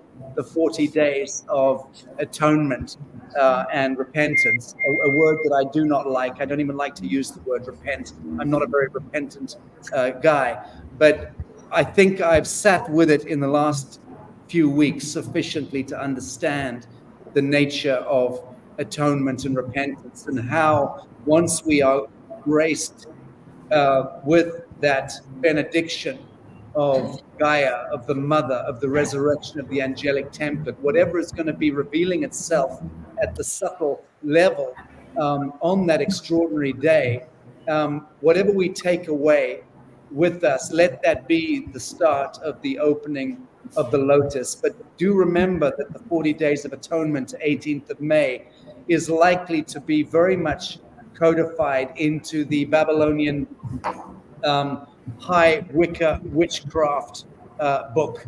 It is likely to be something which will be the utility of the devil to some extent, because these dates, these eclipses, these events are invariably used as sacrificial points. So whilst we are placing our attention toward the benediction of the resurrection of the immanent template and not going into Babylonian fiestas, whilst we're doing that, please hold in that heart, please hold your still point to alleviate the sufferance of a great many souls in the world who will be subjected to those rituals. That happens all the time in our world and has done for millennia, but it is likely to be happening in quite an augmented way on that dateline. So please, let's carry some of that